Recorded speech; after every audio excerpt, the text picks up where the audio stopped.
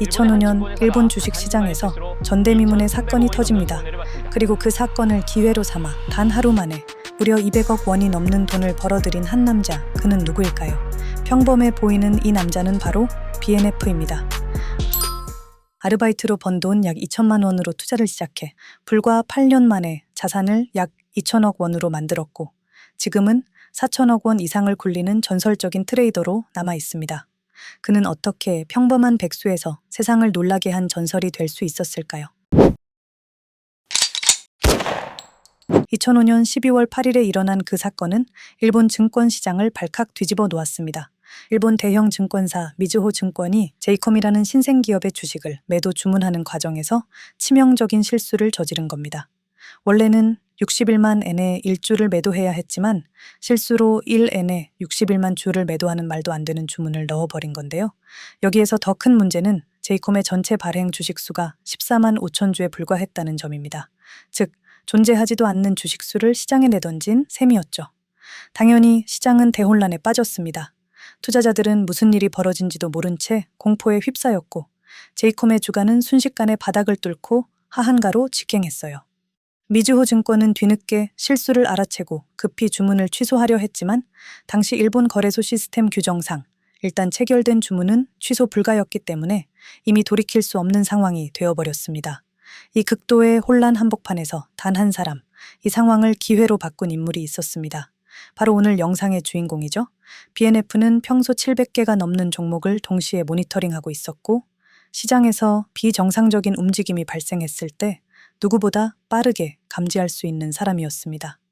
제이컴 주가가 터무니없이 급락하는 것을 목격한 그는 이건 단순한 폭락이 아니라 시스템 오류에 의한 가격 왜곡임을 직감했죠.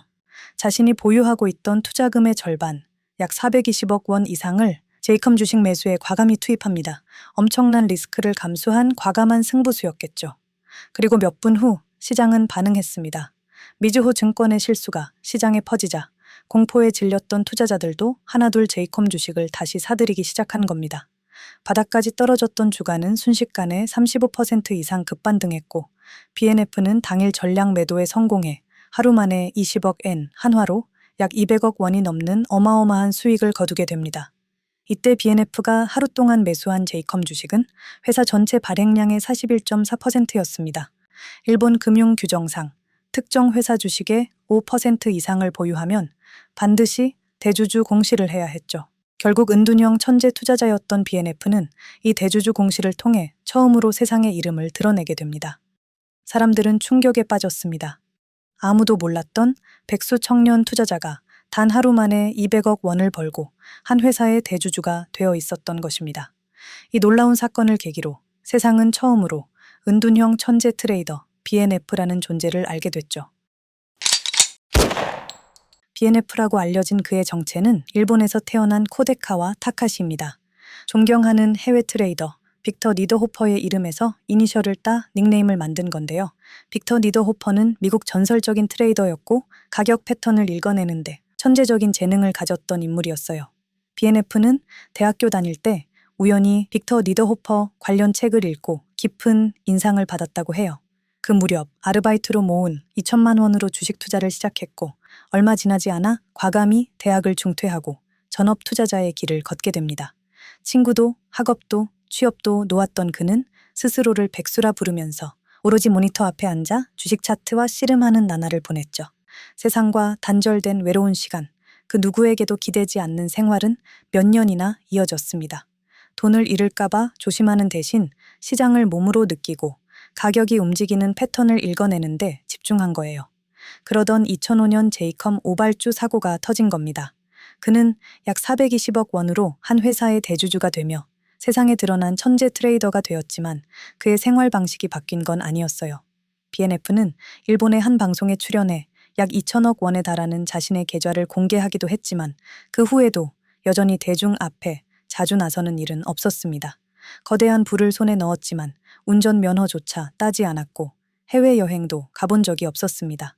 식사는 컵라면 같은 인스턴트 음식으로 때웠고 명품이나 슈퍼카에도 전혀 관심이 없었죠. 어떤 기자가 물었습니다. 그렇게 큰 돈을 벌었는데 가장 최근에 쓴 큰 소비가 무엇이냐고요? BNF는 대답했습니다.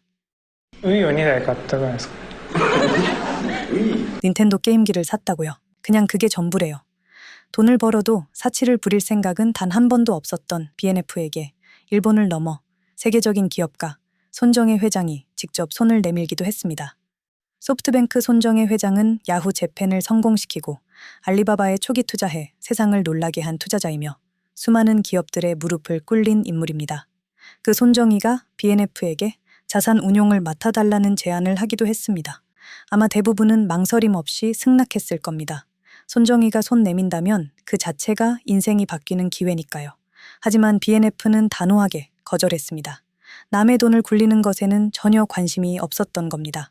오직 자신의 돈, 자신의 방식으로만 투자하고 싶었습니다.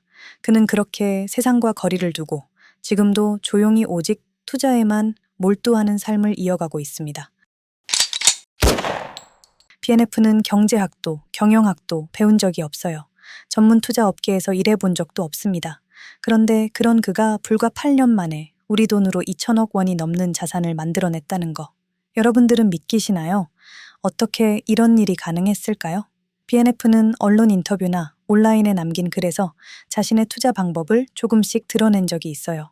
먼저 주식 공부를 따로 열심히 한 건 아니라고 합니다. 투자를 시작하기 전에 책을 딱 한 권 읽은 게 전부였다고 해요. 그 한 권이 바로 BNF가 존경하는 트레이더 빅터 니더호퍼가 쓴 책인데요. 내용은 미국의 전설적인 투자자 제시 리버모어에 대한 이야기였습니다. BNF는 그 책을 읽고 깊은 인상을 받았고 직접 시장에 뛰어들어 진짜 실력을 키웠다고 해요. 그리고 그는 손절매의 중요성을 엄청나게 강조했습니다. 가격이 예상과 다르게 떨어지기 시작하면 미련 없이 바로 손절, 오를 때까지 버티는 일은 절대 하지 않는다고 했습니다. 손절을 빨리 하면 리스크가 커질 일이 없고 떨어지는 종목은 빠르게 버리고 오히려 오르는 종목으로 갈아타는 게 훨씬 효율적이라고 말했어요.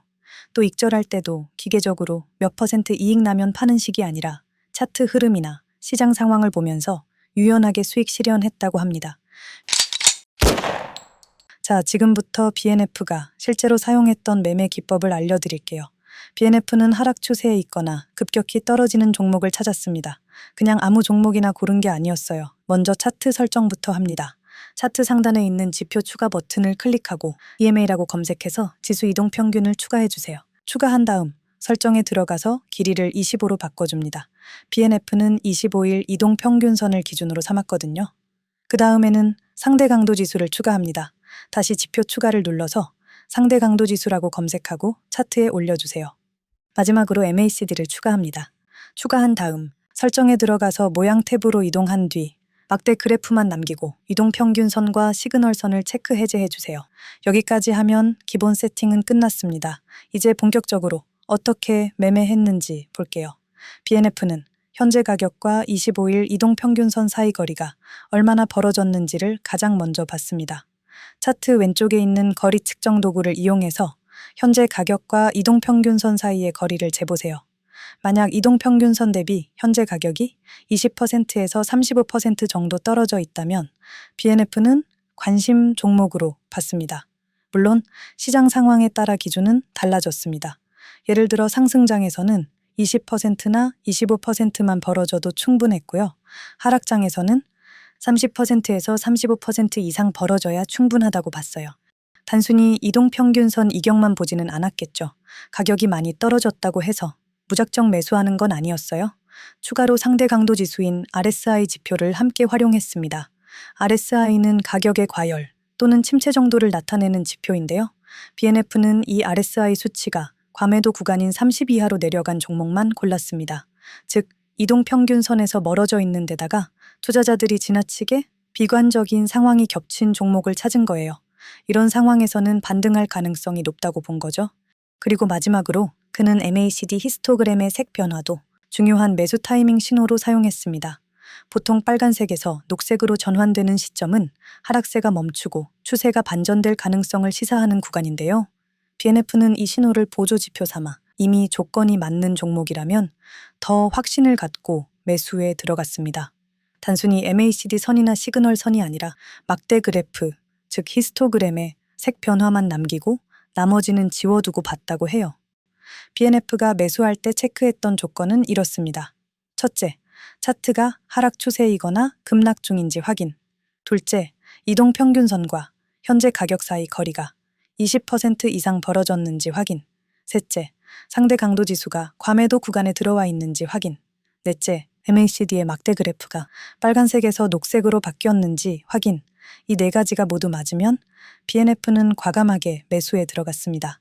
그리고 손절 기준은 아주 명확했어요. 직전 저점을 깨면 무조건 손절, 익절은 시장 상황에 따라 유동적으로 정했습니다. 하락장에서는 수익이 조금만 나도 익절하고 상승장에서는 이익을 좀 더 길게 가져갔어요. 실제 차트를 보면 BNF가 사용한 이 전략이 굉장히 높은 확률로 잘 맞아떨어졌다는 걸 알 수 있습니다. 특히 BNF가 강조한 건 하나의 방법을 무조건 고집하는 게 아니라 시장 흐름에 따라 전략을 유연하게 바꿔야 한다는 거였어요. 결국 시장이 변하면 매매 방법도 변해야 한다는 걸 몸으로 체득했으니까요. 이러한 전략들을 잘 활용하면 매매의 성공 확률을 높일 수 있지만 더 정확한 타이밍과 확실한 수익을 위해서는 추가적인 보조 지표와 전략이 필요합니다. 그래서 시크릿 챕터를 준비했는데요. 단순히 한 방향에서만 차트를 해석하면 진짜 시그널을 놓칠 수 있어요. 시장을 크로스 체크하고 다각도로 분석할 수 있어야 그게 진짜 수익으로 이어집니다. 오늘 소개해드린 기법에 더해 구체적인 매매 타이밍, 세부 전략, 그리고 실전에서 효과를 보여주고 있는 핵심 키트를 직접 확인하실 수 있고 여러분의 매매 방식에 맞춘 맞춤형 피드백까지 무료로 제공해 드리고 있습니다. 여러분의 투자를 도울 수 있는 탄탄한 전문가 팀을 꾸려서 운영 중이고요. 한 단계 더 나아가고 싶은 여러분의 성공적인 투자를 돕기 위해 항상 열려 있습니다. 이 시장에서 살아남고 큰 수익을 내기 위해서는 시장에 대한 이해도 중요하지만 구체적인 매매 전략을 가지고 있어야 합니다. 이러한 전략을 알고 매매하는 것과 모르고 매매하는 것, 그 차이는 여러분의 계좌에서 직접 확인될 것입니다. 저는 암호화폐 시장에서 재단 행사, 세미나와 컨퍼런스에 참석하는 등의 적극적인 활동을 하고 있기 때문에 대중에게 공개되지 않는 고급 정보들 또한 확보하고 있습니다. 저희 구독자 여러분들에게 이러한 정보들을 무료로 제공해 드리기 위해 이렇게 영상 제작하고 있는데요. 저는 제 영상 끝까지 봐주신 구독자분이 이 시장에서 큰 수익 내시기를 바랍니다. 여러분들이 정보의 비대칭을 이길 수 있도록 끝까지 돕겠습니다. 저와 함께 움직이실 분들은 지금 바로 화면에 보이는 번호로 N이라고 문자 하나 보내주세요. 실시간 대응이 제 원칙이기 때문에 연락 확인하는 즉시 무료로 정보 안내해 드리도록 하겠습니다. 앞으로도 여러분들께 정확한 매수와 매도 타이밍부터 전문적인 분석과 투자 전략까지 확실한 가이드라인 전달 드릴 테니까 저와 계속 함께 하시면서 큰 수익 내시길 바라겠습니다. 도움이 되셨다면 구독과 좋아요 한 번씩 눌러주세요. 끝까지 시청해 주셔서 감사합니다. 다음 영상에서는 더욱 강력한 정보로 찾아뵙겠습니다.